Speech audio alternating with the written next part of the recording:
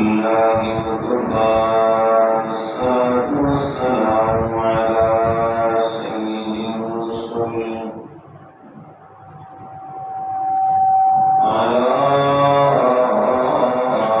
سيد الرسل وخاتم الأنبياء وعلى آله وأصحابه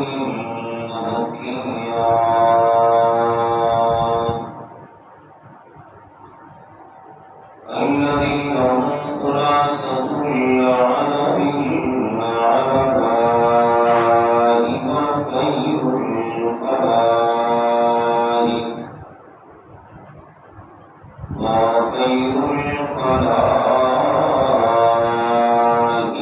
بعد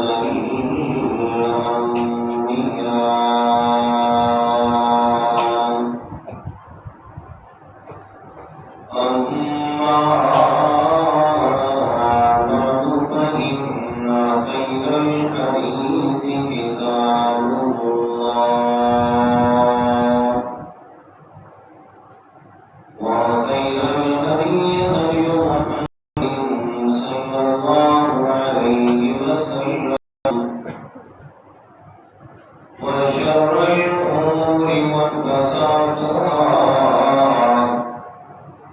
إن كل محدثة بدعة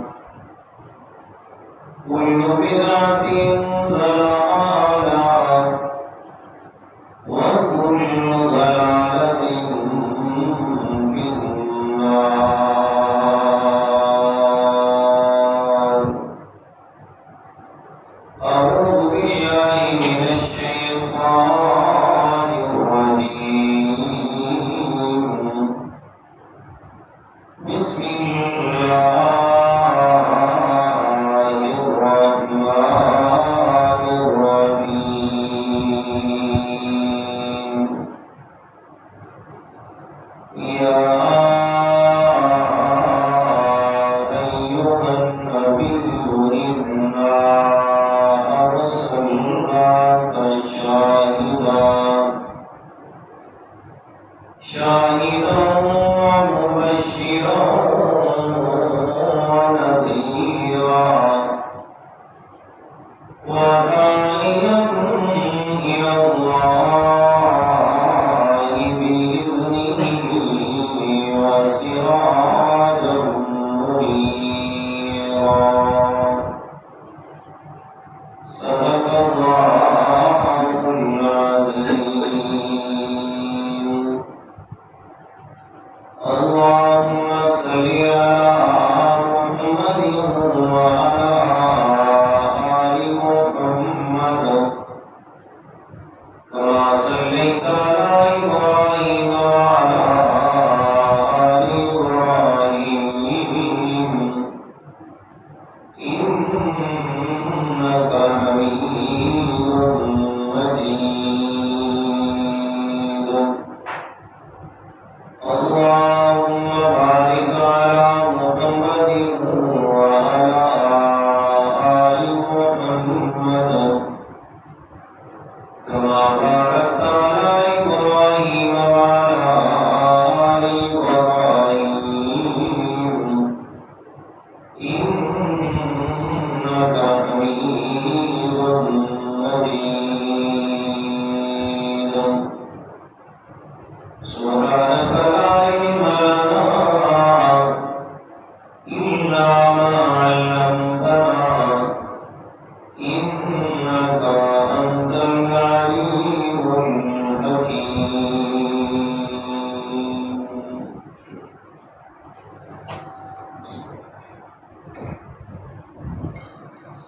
كرامي السامعين المخلصین الموحدین دوستوں بزرگوں عزیز ساتھیوں کچھ عرصہ سے آپ حضرات کے سامنے پیارے پیغمبر امام الانبیاء سرور کائنات جناب محمد رسول اللہ صلی اللہ علیہ وسلم کی سیرت مقدسہ کے مختلف عنوانات کا سلسلہ شروع کرنے کی سعادت حاصل کی ہوئی ہے۔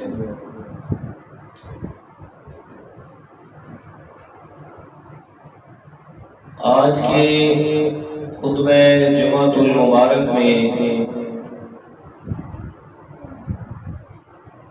آپ حضرات کی خدمت کے اندر پیارے پیغمبر کی سیرت سے اور پھر قرآن مقدس کی آیات کے حوالہ جات سے پیارے پیغمبر صلی اللہ علیہ وسلم کی ان امتیازی خصوصیات کا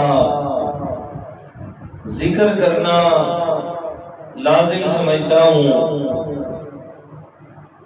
کہ جو اللہ تعالیٰ نے قرآن مجید کے اندر پیارے پیغمبر صلی اللہ علیہ وسلم کے اوصاف اور پھر امتیازی خصوصیات کے حوالے سے ذکر فرمائے کہ ان تمام تر خصوصیات کا تعلق جس حیثیت سے آپ صلی اللہ علیہ وسلم کی ذات اقدس سے ہے اور پھر یہ اوصاف اللہ تعالیٰ نے پہلے انبیاء کرام میں بھی انہیں بھی عطا فرمائے، لیکن جس حیثیت سے اپنے پیارے پیغمبر کی صفات کا تذکرہ اللہ تعالیٰ نے قرآن مجید میں فرمایا ہے، اس حیثیت سے پہلے کسی پیغمبر کو بھی یہ اوصاف اللہ تعالیٰ نے عطا نہیں فرمائے۔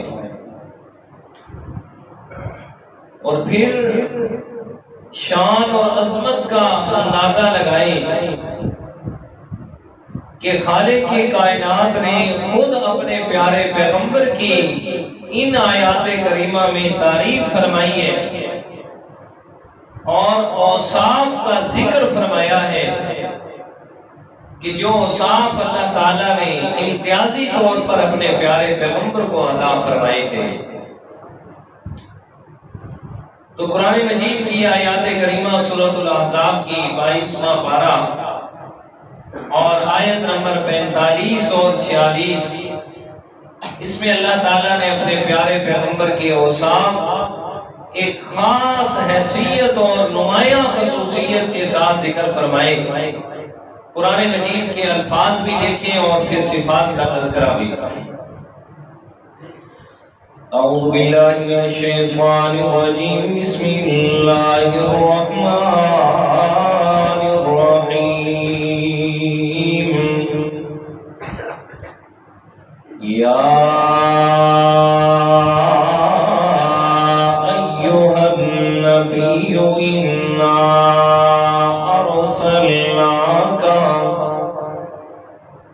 شاہدا ومبشرا ونذیرا وداعیا الی اللہ بإذنہ وسراجا منیرا۔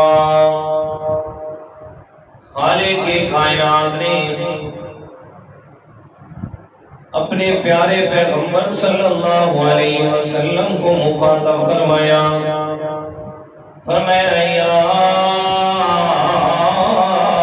ایھا النبی، اے میرے پیارے پیغمبر صلی اللہ علیہ وسلم، انا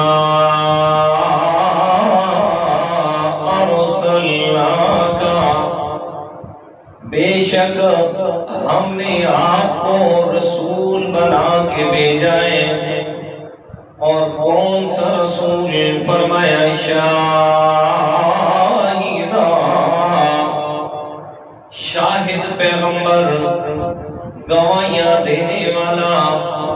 ومبشرا اور خوشخبریاں سنانے والا، ونذیرا اور ڈرانے والا پیغمبر بنا کے بھیجا ہے، وداعیا الی اللہ اور اللہ تعالیٰ کی طرف بلانے والا داعی پیغمبر بنایا، بِإِذْنِهِ اللہ تعالیٰ کے حکم سے، وَسِرَاجًا مُنِيرًا اور سراج منیر پیغمبر بنا کے مبعوث فرمایا۔ اب یہ اللہ تعالیٰ کی طرف سے میرے پیارے پیغمبر کے اوصاف کا ذکر ہوا، لیکن انداز دیکھیے گا خالق کائنات کا۔ پہلے نمبر پہ فرمایا یا ایھا النبی، اے میرے پیارے پیغمبر صلی اللہ علیہ وسلم۔ اب قرآن مجید میں اللہ تعالیٰ نے پہلے انبیاء کرام کا بھی ذکر فرمایا اور اپنے پیغمبر کا بھی ذکر کیا ہے، لیکن اس میں فرق رکھا ہے۔ پہلے جتنے پیغمبروں بھی قرآن مجید میں ذکر فرمائے، ان کا ذکر اللہ تعالیٰ نے نام لے کے کیا ہے۔ مثلا حضرت آدم علیہ السلام کا ذکر فرمایا، یہ میرے سامنے قرآن مجید پہلا پارہ ہے۔ اللہ تعالیٰ فرماتے ہیں وَقُلْنَا یا آدم اسکن انت وزوجک الجنہ وَكُلَا مِنْهَا رَغَدًا حَيْثُ شِئْتُمَا، سورۃ البقرہ اور آیت کا نمبر 35 ہے۔ اللہ تعالیٰ فرماتے ہیں ہم نے کہا یا آدم، اے میرے آدم، اسکن انت وزوجک الجنہ، فرمایا تم بھی اور تیری بیوی بھی جنت میں رہو، عیش کرو، وَكُلَا مِنْهَا رَغَدًا حَيْثُ شِئْتُمَا، جو چاہو جس وقت چاہو کھلا میں اللہ تعالیٰ کی طرف سے میری نعمتیں استعمال کرو، لیکن وَلَا تَقْرَبَا هَٰذِهِ الشَّجَرَةَ، اس درخت کے قریب آپ نے نہیں جانا، فَتَكُونَا مِنَ الظَّالِمِينَ، وگرنہ اپنا نقصان کر بیٹھو گے۔ باہر کے حضرت آدم علیہ السلام کا ذکر فرمایا اللہ تعالیٰ نے، تو نام لے کے ذکر کیا، اے میرے پیارے آدم۔ حضرت نوح علیہ السلام کا ذکر فرمایا، یہ سورہ ہود اور 12واں پارہ ہے۔ اللہ تعالیٰ فرماتے ہیں یا نوح اہبط بسلام منا، اے میرے پیارے نوح علیہ السلام، فرمایا اس کشتی سے میں اللہ تعالیٰ کی سلامتیوں سے اتر جائیے گا، وبرکات علیک، اور میں اللہ تعالیٰ کی برکتیں بھی آپ پہ نازل ہوں گی۔ سورہ ہود اور آیت کا نمبر 48 ہے۔ حضرت نوح علیہ السلام کا ذکر فرمایا تو نام لے کے ذکر فرمایا۔ اب دیکھیے گا اللہ تعالیٰ کے قرآن کا ایک اور انداز، یا اللہ تعالیٰ نے اپنے کلیم پیغمبر کا ذکر فرمایا ہے۔ فرمایا وَمَا تِلْكَ بِيَمِينِكَ يَا موسیٰ، سورۃ طٰہٰ اور آیت کا نمبر 17 ہے۔ اللہ تعالیٰ فرماتے ہیں میرے پیارے موسیٰ، بتا تیرے دائیں ہاتھ میں کیا ہے۔ حضرت موسیٰ علیہ السلام فرماتے ہیں قال ہی عصای، مولا کائنات یہ میری لاٹھی ہے، یہ میرا عصا ہے، اتوکا علیہا واہش بہا علی غنمی ولی فیہا مارب اخری، مولا جب تھک جاتا ہوں تو ٹیک لگا لیتا ہوں اور اور اس سے اپنی بکریوں کے لیے درختوں سے پتے بھی جھاڑ لیتا ہوں وَلِيَ فِيهَا مَآرِبُ أُخْرَىٰ اس کے علاوہ بھی بہت سارے فوائد میں حاصل کرتا ہوں۔ اب قرآن مجید کا انداز حضرت موسیٰ علیہ السلام سے اللہ تعالیٰ نے سوال فرمایا تھا میرے موسیٰ تیرے دائیں ہاتھ میں کیا ہے؟ جواب کیا تھا؟ میرا عصا ہے۔ جواب تو مکمل ہو گیا نا، لیکن موسیٰ علیہ السلام نے بات کو آگے بڑھایا ہے، کہتے ہیں مولا ٹیک بھی لگا لیتا ہوں، درختوں سے پتے بھی جھاڑ لیتا ہوں اور بھی بہت سارے فوائد حاصل کرتا ہوں۔ کیا مطلب ہے انداز کا؟ فرمایا جب انسان کا کلام اپنے محبوب سے ہوتا ہے نا تو چاہتا ہے سچا عاشق چاہنے والا کہ کیوں نہ محبوب سے لمبی کلام کی جائے۔ جی موسیٰ علیہ السلام کلام کر رہے ہیں، کہتے ہیں مولا آج موقع ملے آپ سے بات کرنے کا، پتہ نہیں پھر کب میسر آئے گا، کیوں نہ موقع سے فائدہ اٹھایا جائے اور محبوب سے جیب بھر کے باتیں کی جائے۔ حضرت آدم علیہ السلام کا ذکر نام لے کے، حضرت نوح علیہ السلام کا ذکر نام لے کے، حضرت موسیٰ علیہ السلام کا ذکر نام لے کے، باقی جتنے بھی انبیاء کرام کا ذکر فرمایا سب کا ذکر نام لے کے کیا ہے۔ لیکن جب باری آئی نا اپنے محبوب پیغمبر کی، باری آئی نا ساری کائنات کے سردار پیغمبر کی، اللہ تعالیٰ فرماتے ہیں او دنیا والوں، میں اللہ تعالیٰ نے اپنے پیغمبر کا ذکر کرتے ہوئے بھی ادب کو ملحوظ رکھا ہے۔ سارے قرآن مجید میں اللہ تعالیٰ نے اپنے محبوب پیغمبر کو نام لے کے ذکر نہیں فرمایا، جب بھی ذکر کیا ہے صفات کا ذکر فرمایا، جیسے اس جگہ پہ فرمایا یا ایھا النبی انا ارسلناک شاہدا ومبشرا ونذیرا، اور چھٹے پارے سورہ مائدہ میں فرمایا یا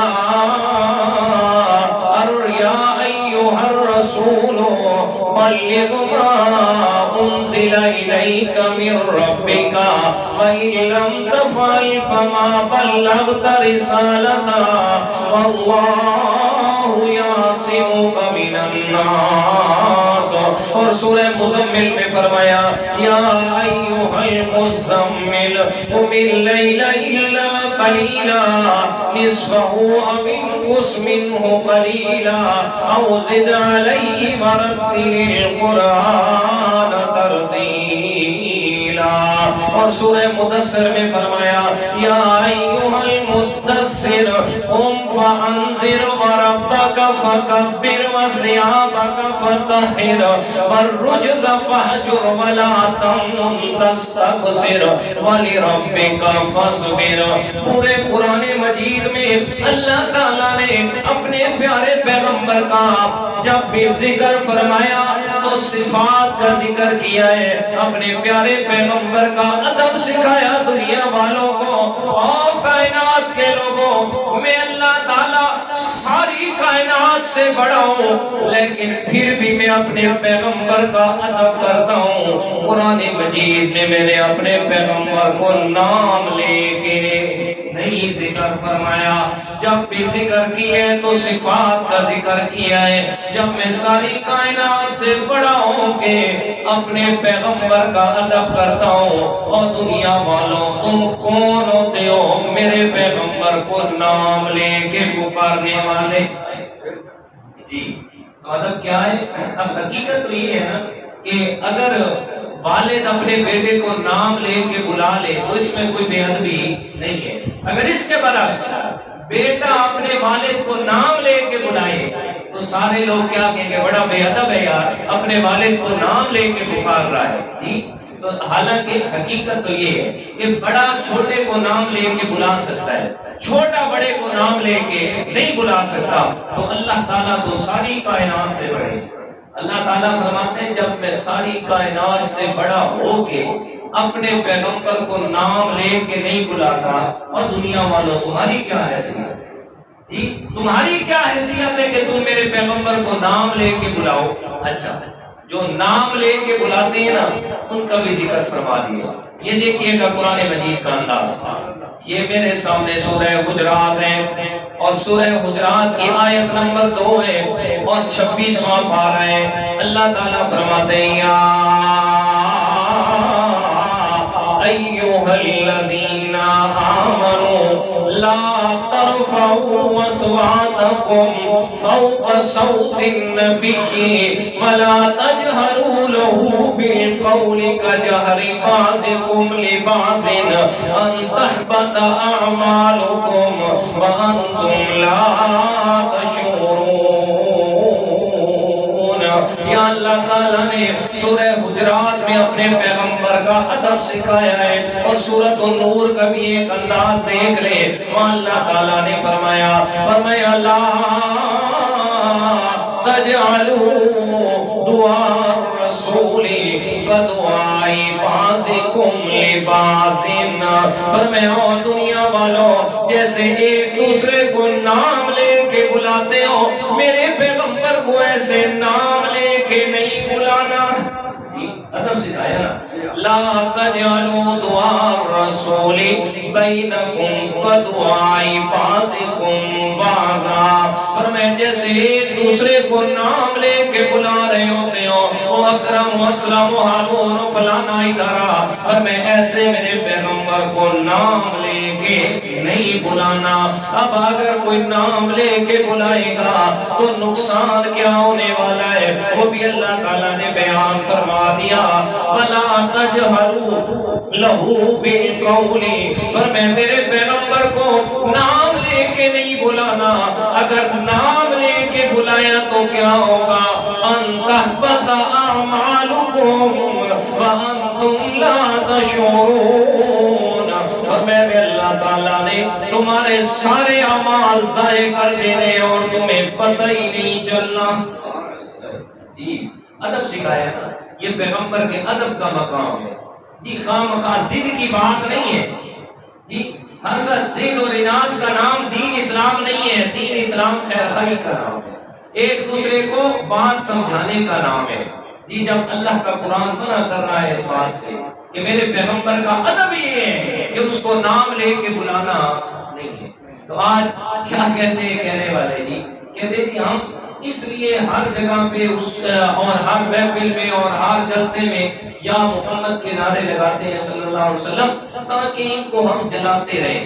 اور میرا بھائی مجھے یہ بتائیں کون بد نصیب ہے جو پیغمبر کے نام سے جلتا ہے؟ جی میرا تو ایمان یہ ہے کہ جو پیغمبر کے نام سے جلتا ہے وہ سرے سے مسلمان ہی نہیں ہے. جی اس کا ایمان ہی نہیں ہے. اور بھائی نام سے جلنے کی بات نہیں ہے یہ پیغمبر کے ادب کی بات ہے.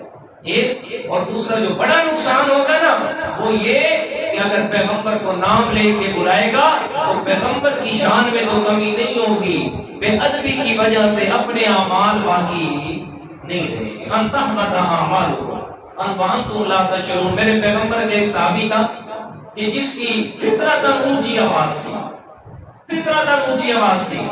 جب یہ آیت نازل ہوئی یا گھر میں بیٹھ گئے اپنے اسلام نے ایک دن دو دن تیسرے دن دیکھو میرا صحابی نہیں آ رہا.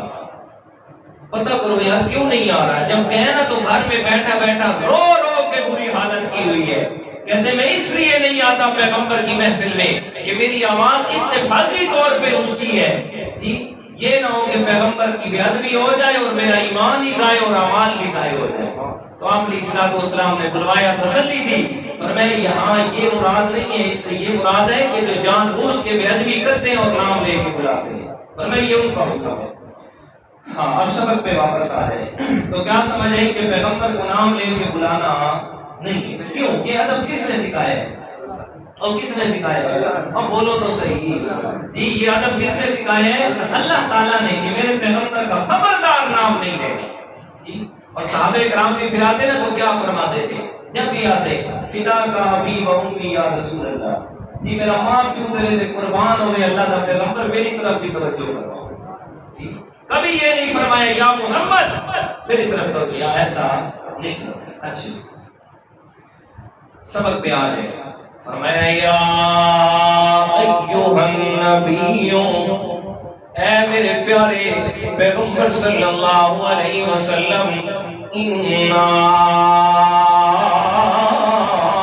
ارسلناک، یا اپنے پیغمبر کی شان کو بیان فرمایا، اپنے پیارے پیغمبر کی عظمت کی وضاحت فرمائی۔ او میرا پیارا تے سونا تے سچا تے سچا پیغمبر، دنیا والوں کو بڑا ناز ہوتا ہے، کہتے جناب ہم فلاں ملک صاحب کے بھیجے ہوئے ہیں، ہم فلاں خان صاحب کے میسنجر ہیں، جناب ہم وزیر اعظم صاحب کے قاصد ہیں، آپ کے پاس آئے ہیں۔ میرے پیارے، میں اللہ تعالیٰ آپ کو بتا رہا ہوں، آپ دنیا والوں کی طرف سے نہیں آئے، ارسلناک، آپ کو بھیجا میں اللہ تعالیٰ نے، آپ کو رسالت، آپ کو نبوت، آپ کو رحمت، آپ کو الفت اور عظمت یہ میں اللہ تعالیٰ نے عطا فرمائی ہے۔ ارسلناک، آپ قاصد ہیں تمہیں اللہ تعالیٰ کے، آپ رسول ہیں، نبی ہیں، فرمایا یہ میں اللہ تعالیٰ کی طرف سے آپ کو عطا ہوا کہ آپ کی نسبت میں اللہ تعالیٰ کی طرف ہے کہ بھیجا میں نے آپ کو ہے، رسالت میں اللہ تعالیٰ اب صفت کا ذکر رسالت عطا، اس کے بعد آپ کی صفات کو بنائی۔ پہلی صفت فرمایا شاہدہ، میں اللہ تعالیٰ نے آپ کو شاہد پیغمبر بنایا ہے، دینے والا پیغمبر بنا بھیجا ہے۔ اب اس بات کی گواہی دینی ہے، دنیا میں جا آپ نے لوگوں کے سامنے کون سی گواہی دینی ہے، وہ بھی اپنی سے نہیں، یہ آپ کو قرآن مجید کا انداز دکھانے لگا ہوں۔ یہ میرے سامنے تیسرا پارہ ہے اور سورہ آل عمران ہے۔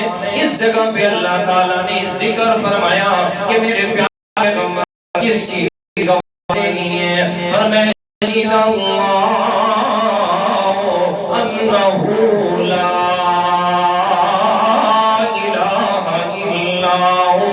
والملائکۃ وَأُولُو الْعِلْمِ قَائِمًا بِالْقِسْطِ لَا إِلَٰهَ إِلَّا هُوَ الْعَزِیزُ الْحَکِیمُ۔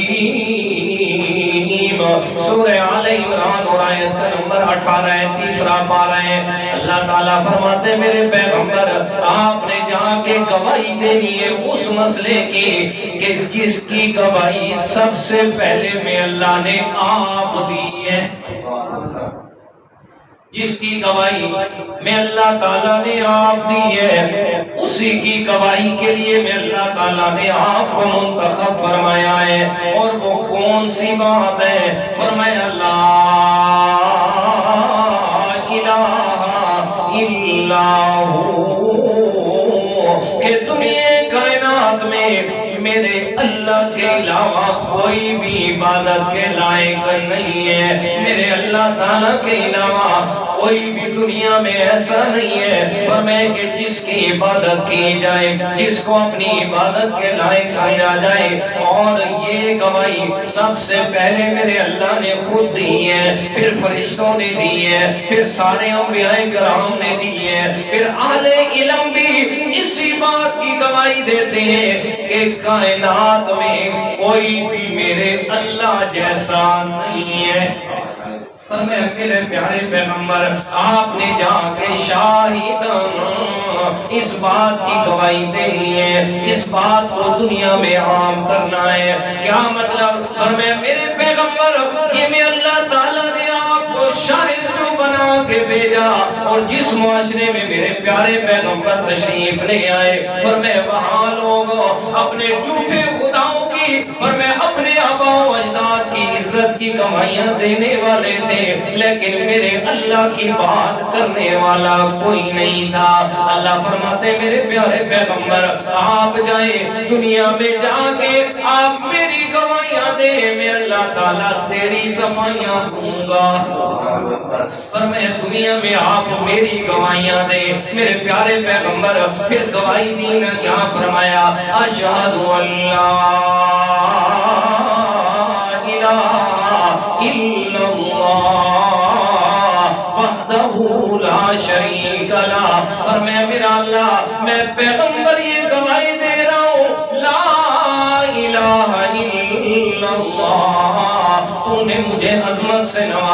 تو نے مجھے شان اور مقام عطا فرمایا، لیکن میں یہ گواہی دے رہا ہوں کہ تیرا کوئی بھی شریک نہیں ہے، تیرے جیسا کوئی بھی نہیں ہے میرا اللہ، وحدہ لا شریک لا، تو اکیلا ہے، تیرا کوئی بھی ہمسر اور برابری کرنے والا نہیں ہے۔ تو فرمایا شاہداً، میرا پیغمبر آپ نے یہ گواہی دینی ہے۔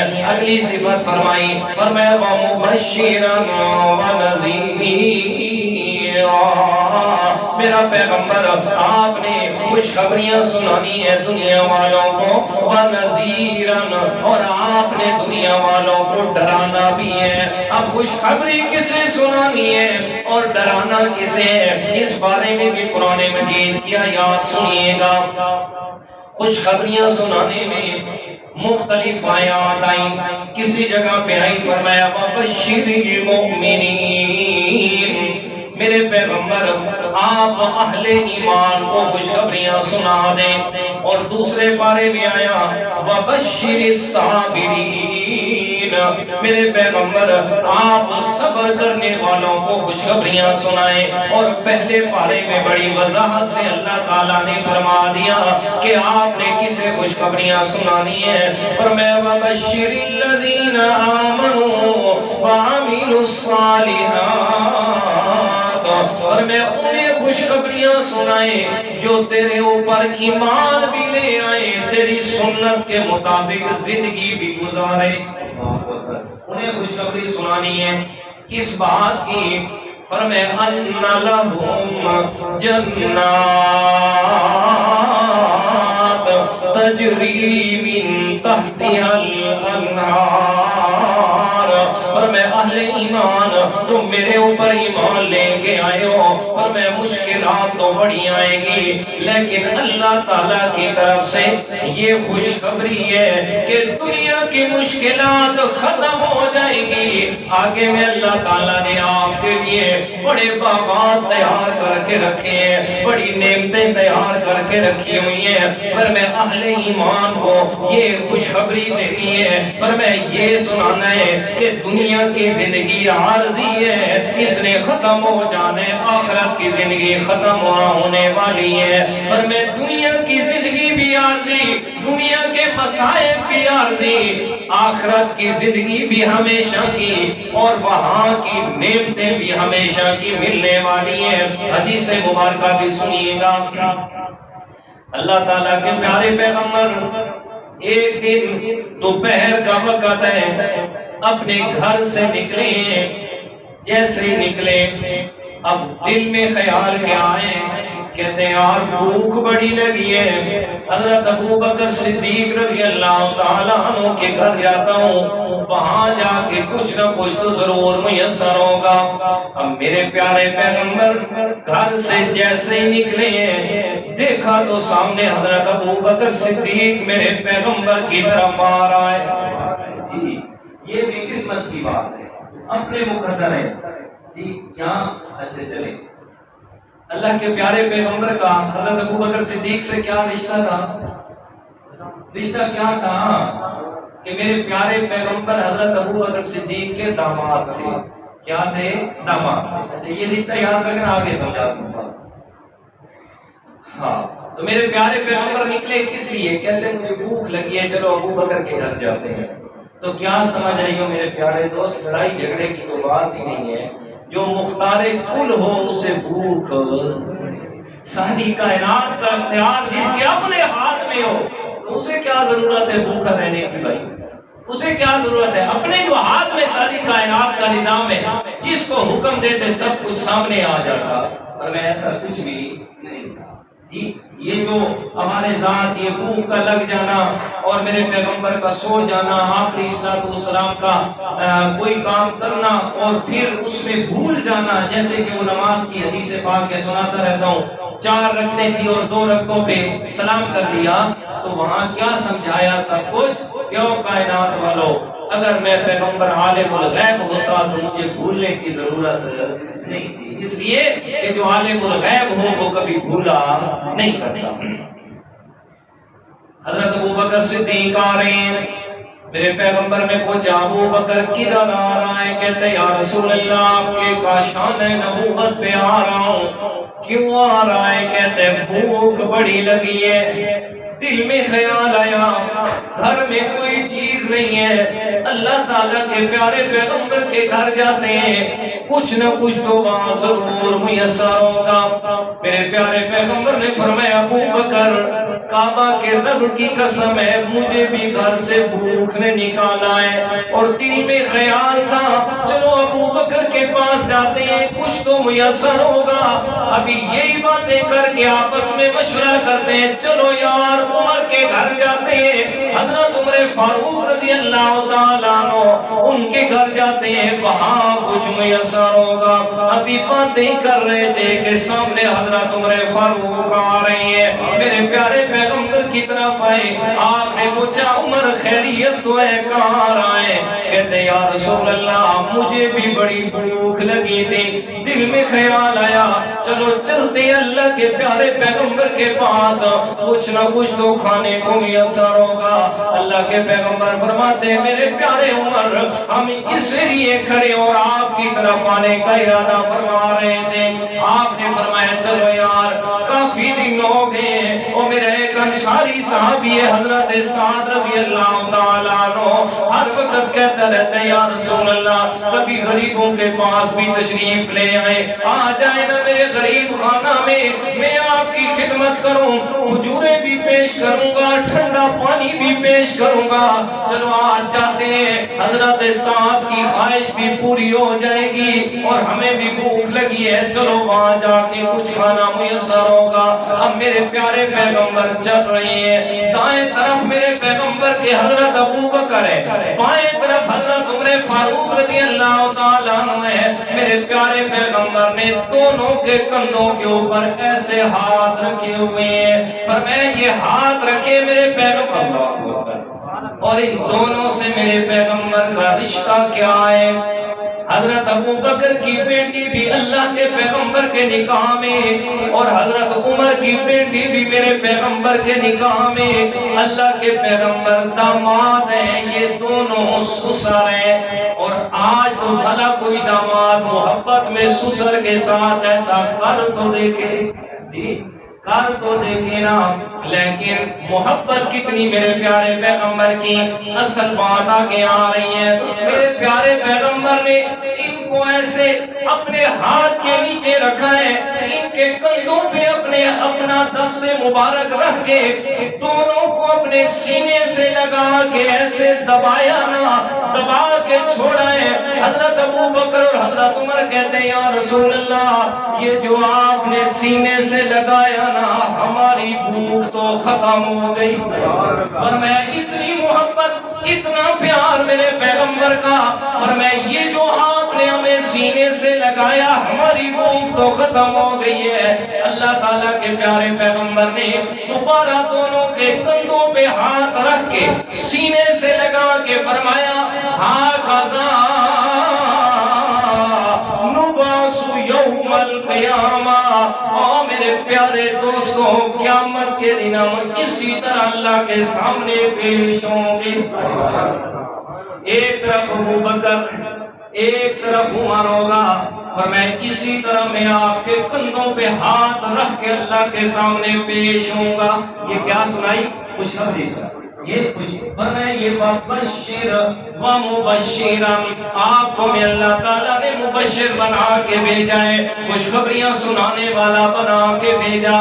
اور میرے دوستوں یہ تو وہ لوگ ہیں، یہ پچھلے دن اچانک سے چھوٹا سا درس قرآن حضرت بنیادی صاحب کا نوری شہر میں تھا، تو مغرب کے بعد درس تھا، مجھے مغرب سے 10 منٹ پہلے ساتھی نے کہا کہ استاد آ رہے ہیں آپ کے، بس میں فوراً بھاگ گیا۔ تو وہاں استاد جی نے ایک بات کی نا تو وہ میں آپ کو سنانے لگا۔ استاد جی فرمانے لگے عظمت صحابہ میں کہ آج ہمارا بڑے سے لے کر چھوٹے تک، امیر سے لے کر غریب تک، عالم سے لے کر جاہل تک، ہر آدمی کے دل میں یہ خواہش اور تمنا چھپی ہے کہ کاش کہ اللہ تعالیٰ کے پیغمبر کا دیدار خواب میں نصیب ہو جائے۔ ہے خواہش کے نہیں؟ ہے نا ہر آدمی کی خواہش، صاحب ایمان خواہش رکھتا ہے کاش کے پیغمبر کا دیدار نصیب ہو جائے، اور جس خوش نصیب کو اگر اللہ تعالیٰ کی رحمت سے پیغمبر کا دیدار خواب میں ہو جائے، صبح جب اٹھتا ہے تو پھولے نہیں سماتا، ایک ایک کو بتا رہا ہوتا ہے یار اللہ کی رحمت دیکھو، آج رات کو اللہ کے پیارے پیغمبر کا دیدار نصیب ہوا۔ فرمانے لگے، فرمایا او دنیا والوں، آج تم خواب میں پیغمبر کو دیکھ کے اپنے آپ کو اتنا بڑا خوش نصیب کہہ رہے ہوتے ہو، بھلا اس ابو بکر کی، اس عمر فاروق کی، پیغمبر کے صحابہ کے عظمت کے کیا کہنے، جو میرے پیغمبر کا دیدار بھی کرتے تھے، میرے پیارے پیغمبر کو اپنے سینے سے بھی لگاتے تھے۔ آج لوگ ان پہ بکواس کرتے ہیں، ان کے بارے میں بھونک رہے ہوتے ہیں، طرح طرح کی بکواس بازیاں۔ اور میرے نوجوانوں، پھر آپ بھی بڑے متاثر ہو رہے ہوتے ہو، یار بڑے جناب علمی حوالے دے رہا ہوتا ہے، فلاں کتاب میں یہ لکھا ہے، فلاں کتاب کے فلاں صفحے پہ یہ لکھا ہے، فلاں جگہ پہ یہ لکھا ہے، فلاں جگہ پہ یہ لکھا ہے، بڑے متاثر ہو کے کہہ رہے ہوتے استاد جی صحابہ میں یہ غلطیاں تو تھی نا، جی یہ غلطیاں تھی تو فلاں مورخ نے لکھا، ابن جناب جریر نے یہ لکھا، طبری نے یہ لکھا، ابن کثیر نے یہ لکھا، ابن اسیر نے یہ لکھا، فلاں نے یہ لکھا ہے۔ اور میرے دوست تجھے تاریخ تو نظر آ گئی، لیکن افسوس رب کا قرآن کیوں نہ نظر آیا، کہ جس قرآن نے یہ کہا اولئک علی ہدی من ربہم واولئک هم المفلحون، اور دوسری جگہ فرمایا اولئک هم المتقون۔ میرے پیارے پیغمبر یہی تیرے صحابہ کرام متقی ہیں۔ کیا فرمایا؟ متقی کسے کہتے ہیں؟ شاباش بولو۔ اور متقی کسے کہتے ہیں؟ پرہیزگار کو کہتے ہیں نا، نیک آدمی کو متقی کہتے ہیں نا، ایسے ہے کہ نہیں؟ متقی کسے کہتے ہیں؟ اور میں نے اپنی بات پڑھی ہے، سمجھانی ہے آپ کو۔ متقی کہتے ہیں پرہیزگار جو گناہوں سے بچنے والا ہو، جو گناہوں سے بچنے والا ہو، اسے متقی کہتے ہیں۔ اللہ تعالیٰ قرآن میں فرماتے ہیں اولئک هم المتقون، کہ میں نے اپنے پیارے پیغمبر کے صحابہ کو پرہیزگار بنا دیا، متقی بنا دیا، ہر قسم کے گناہوں سے بچنے والا بنا دیا۔ اور بات کی تاریخ کہتی ہے صحابہ نے یہ غلطی کی ہے، یہ غلطی کی ہے، یہ غلطی کی ہے، رب کہتا ہے میں کہتا ہوں غلطی نہیں کی، تاریخ کہتی ہے غلطی کی ہے۔ اب بتا تیری مرضی قرآن کو سینے سے لگا، تیری مرضی تاریخ کو سینے سے لگا، جا اب یہ تیرے سامنے بات ہے، جا جس چیز کو مرضی سینے سے لگا۔ پھر استاد جی کا مشہور جملہ انہوں نے فرمایا صحابہ اکرام وہ تاریخی شخصیات نہیں ہیں، صحابہ اکرام قرآنی شخصیات ہیں، کہ جن کے بارے میں رب کا قرآن اترا ہے، جن کے بارے میں رب کا قرآن اترا، اور میں صحابہ قرآنی شخصیات ہیں۔ جب صحابہ قرآنی شخصیات ہیں تو پھر صحابہ کے بارے میں تاریخ کو پڑھنے کی ضرورت نہیں ہے۔ جب صحابہ کی بات آئے گی تو پھر کس کو پڑھنا ہے؟ قرآن مجید کو پڑھیں۔ انشاءاللہ قریب میں یہ اعلان کر رہا ہوں کہ عظمت صحابہ اور تحفظ ختم نبوت، اس عنوان سے ہماری کانفرنس ہوگی، اور اس میں مہمان خصوصی حضرت علامہ داؤد بدیالوی صاحب ہوں گے انشاءاللہ۔ من کریں تھوڑی وقت میں یہ کوشش کر رہا ہوں۔ میں اس کے استاد جی سے ملا تو میں نے کہا میں استاد جی ٹائم دیں، شفقت فرمائیں کہ ہمارے پاس تشریف لائیں، ساتھی بہت زیادہ اس بات کو پسند فرماتے ہیں، کرتے ہیں۔ تو استاد جی نے کہا حاضر انشاءاللہ میں قریب آپ سے خود رابطہ کروں گا، میں بتاؤں گا انشاءاللہ۔ تو میں پوری کوشش سے، اور کتنا معلوم اللہ جانتا ہے، جن لوگوں نے سنا ہے تو سنا ہے، جنہوں نے نہیں سنا تو جب دیکھیں گے اور سنیں گے تو پتہ چلے گا کہ رب کا قرآن کیا کہتا ہے، اور پھر ان کی زبان سے اللہ تعالیٰ نے کیسے جملے ادا فرمائے۔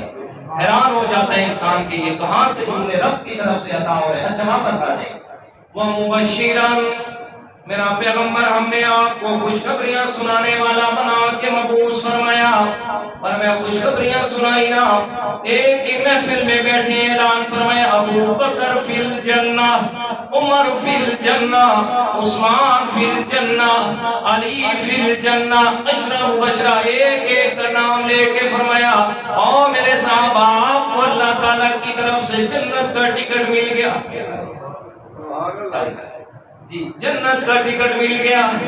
پھر استاد جی نے ایک اور جملہ فرمایا آج دنیا میں جتنے بھی لوگ موجود ہیں ان سب کا حساب ہونا ہے، سب کا حساب ہونا ہے، مریں گے، مرنے کے بعد حساب شروع ہوگا، قیامت آئے گی پھر حساب شروع ہوگا، پتہ چلے گا کون جنتی اور کون جہنمی۔ فرمایا بعد میں حساب ہونا ہے۔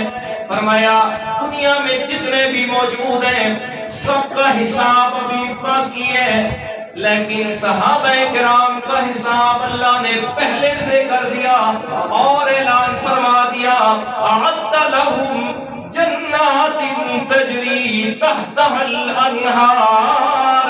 فرمایا میرے پیارے پیغمبر میں اللہ تعالیٰ نے اعلان فرما دیا تیرے پیارے پیغمبر کے، تیرے صحابہ کرام کے بارے میں کہ میں اللہ تعالیٰ نے اس جنت کو سجایا ہی تیرے صحابہ کے لیے، کہ جنت بنائی میں اللہ تعالیٰ نے تیرے صحابہ کے لیے۔ فرمایا مبشرا، میرے پیارے پیغمبر آپ خوشخبریاں سنانے والے ہیں، خوشخبریاں سنائی نا، ذرا تصور تو کرو میرے دوستو کتنا پیارا منظر ہوگا جب میرے پیارے پیغمبر نام لے کے فرما رہے ہوں گے او ابو بکر فی الجنہ، ابو بکر اللہ کی طرف سے اعلان ہے تو جنتی ہے، عمر تو جنتی ہے، عثمان تو جنتی ہے، ابو عبیدہ تو جنتی ہے، جی ابو عبد الرحمن تو جنتی ہے، فرمایا یہ ابو العاص تو جنتی ہے۔ فرمایا ایک ایک کا نام لے کے پکار رہے ہوں گے اور پھر صحابہ کرام کی کیا کیفیت ہوگی، کیا منظر ہوگا۔ فرمایا اتنی خوشی کہ جس مقصد کے لیے قربانیاں دی ہیں، فرمایا قیامت کا اللہ تعالیٰ نے انتظار نہیں فرمایا بلکہ دنیا میں ہی ان کا نتیجہ بیان فرما دیا۔ جی آج جو اعتراض کرنے والے ہیں ان کا حساب ابھی باقی ہے، ان کا حساب باقی ہے، کیا بنے گا؟ اور اعتراض ان پہ کر رہے ہیں کہ جن کا حساب بھی اللہ تعالیٰ نے کر دیا اور حساب کر کے کامیابی کا اعلان کر دیا، جی کامیابی کا اعلان ہو گیا۔ اچھا جی وَمُبَشِّرًا، خوشخبریاں سنانی ہے میرے پیارے پیغمبر، وَنَذِيرًا، اور آپ نے ان کو ڈرانا ہے اور ڈرانا بھی کن لوگوں کو ہے۔ یہ دیکھیے گا قرآن مجید کا انداز 24واں پارہ سورۃ حامیم المومن ہے اور آیت کا نمبر 69 اور 70 ہے۔ اللہ تعالیٰ فرماتے ہیں الم تر الی الذین یجادلون فی آیات اللہ انا یصرفون الذین کذبوا بالکتاب وَبِأَرْسَلْنَا بِهِ رُسُلَنَا فَسَوْفَ يَعْلَمُونَ إِذِ الْأَغْلَالُ فِي أَعْنَاقِهِمْ وَالسَّلَاسِلُ يُسْحَبُونَ فِي الْحَمِيمِ ثُمَّ فِي النَّارِ يُسْجَرُونَ۔ اللہ تعالیٰ فرماتے ہیں میرے پیارے پیغمبر آپ نے خوشخبریاں سنانی ہے، جو مان گئے ان کو آپ نے خوشخبری دینی ہے، اور جنہوں نے آپ کو جھٹلایا ہے، جنہوں نے میری کتاب کو جھٹلایا، الذین کذبوا بالکتاب، جنہوں نے قرآن کو نہیں مانا، وبما ارسلنا بہ رسولنا، اور میرے پیارے پیغمبر کا انکار کر دیا، میرے پیغمبر کی تعلیمات کو جھٹلا دیا، فرمایا ان کو آپ نے ڈرانا ہے۔ فسوف یعلمون، کہتے ہیں قریب تم جان جاؤ گے، جب تمہارے اوپر موت آئے گی نہ کیا ہوگا۔ اذ الاغلال فی اعناقہم، فرمایا تمہارے گلوں میں اللہ تعالیٰ نے توق ڈال دینی ہے۔ والسلاسل، تمہیں جناب زنجیروں سے باندھ دیا جائے گا۔ یسحبون فی الحمیم، اور جناب فرمایا تمہیں زنجیروں سے باندھ کے گلے میں توق ڈال کے اللہ تعالیٰ نے تمہیں تمہیں گرم پانیوں کے اندر ڈال کے ثم فی النار یسجرون، پھر تمہیں جہنم کے اندر ڈالا جائے گا، آگ کے اندر جھلسایا جائے گا تمہیں۔ یہ اللہ تعالیٰ نے آپ کو عذاب دینے ہے۔ وَنَذِيرًا، میرے پیغمبر آپ نے ان کو ڈرانا ہے میں اللہ تعالیٰ کے عذاب سے۔ اب ڈرانے، نذیر کس ڈرانے والے کو کہتے ہیں؟ عام طور پہ اگر کوئی ڈاکو سامنے آتے ہیں نا اور رائفل لے کے آتے ہیں، وہ بھی تو ڈرا رہا ہوتا ہے جی، لیکن عربی میں اس ڈرانے والے کو نذیر نہیں کہتے۔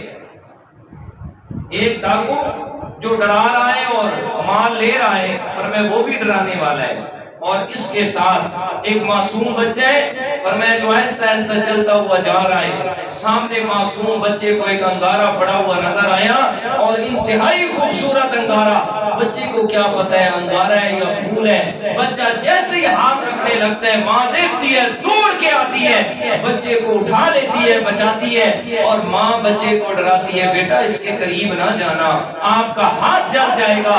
ڈاکو کے ڈرانے میں اور ماں کے ڈرانے میں جو فرق ہے، اور میں ماں ڈرا رہی ہے ہمدردی سے، ماں ڈرا رہی ہے پیار اور محبت سے۔ عربی زبان میں نذیرن اس ڈرانے والے کو کہتے ہیں کہ جس کے ڈرانے کے اندر پیار اور محبت چھپا ہوا ہو، کہ جس کے ڈرانے میں ہمدردی چھپی ہوئی ہو۔ اللہ تعالیٰ فرماتے ہیں نذیرا، میں نے اپنے پیارے پیغمبر کو نذیر بنایا، فرمایا ایسا ڈرانے والا کہ جس کے دل میں اپنی امت کے لیے انتہا درجے کی محبت ہے، انتہا درجے کا پیار اور شفقت ہے، اور اسے اللہ تعالیٰ نے یہ سورۃ توبہ کے آخر میں بیان فرمایا، فرمایا لَقَدْ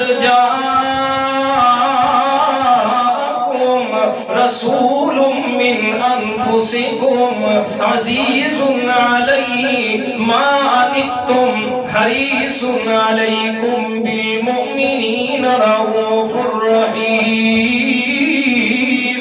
سورۃ توبہ آیت نمبر 138 ہے۔ اللہ تعالیٰ فرماتے ہیں کائنات والوں میں اللہ تعالیٰ نے ایک ایسا عظمت والا رسول تم میں مبعوث فرمایا، من انفسکم، جو تمہیں انسانوں میں سے میں اللہ تعالیٰ نے منتخب فرمایا ہے، عزیز علیہ ما عنتم، کہ جس رسول کو اپنی امت سے اتنی محبت ہے کہ امت کا مشقت میں پڑ جانا میرے پیارے پیغمبر پہ بڑا گراں گزرتا ہے، ہمیشہ یہ چاہت دل میں رکھتا ہے کہ کسی نہ کسی طریقے میری امت کے لیے آسانیاں ہو جائیں۔ اس کی بڑی مثالیں ہیں، ادھر گیا تو آگے بات رہ جائے گی۔ آگے فرمایا وَدَاعِيًا إِلَى اللَّهِ، چوتھی صفت میرے پیارے پیغمبر کی اللہ تعالیٰ نے فرمایا میرا پیغمبر داعیاً الی اللہ، اللہ تعالیٰ کی طرف بلانے والا ہے۔ داعیاً، ایک ہوتا ہے مدعی اور ایک ہوتا ہے داعی۔ اللہ تعالیٰ نے اپنے پیغمبر کو مدعی نہیں فرمایا، نہیں فرمایا مدعی دعویٰ کرنے والا، نہ بلکہ داعیاً داعی فرمایا۔ قربان جو مفسرین کرام پہ بڑے باریک نقطے حل کیے کہ آنے والے وقت میں کوئی بھی اعتراض کر سکتا تھا کہ مدعی کیوں نہیں فرمایا، داعی کیوں فرمایا؟ مدعی ہوتا ہے دعویٰ کرنے والا۔ آپ لوگ تو اچھی طرح جانتے ہوں گے جن کے مقدمے چل رہے ہیں عدالتوں میں، جی وہ تو جانتے ہوں گے مدعی کون ہوتا ہے اور مدعا علیہ کون ہوتا ہے۔ مدعی ہوتا ہے دعویٰ کرنے والا، مدعی جس نے دعویٰ کیا ہے اس کے اندر یہ بات پائی جاتی ہے کہ اگر کچھ لوگ مل کے آ جائیں اس پہ دباؤ ڈال لیں یا اس کو بہلا پھسلا لیں، مدعی اپنی بات سے پھر جاتا ہے۔ ایسے ہوتا ہے کہ صلح پہ بات آ گئی ڈاکٹر صاحب جی، تو مدعی اپنا دعویٰ واپس کر لیتا ہے، بات ختم ہو جاتی ہے۔ اللہ تعالیٰ نے مدعی نہیں فرمایا بلکہ داعیاً الی اللہ فرمایا۔ داعی اسے کہتے ہیں جو اللہ کا پیغام سنانے والا ہو، فرمایا جان چلی جائے لیکن اپنی بات سے کبھی نہ پھرے گا، فرمایا داعیاً الی اللہ۔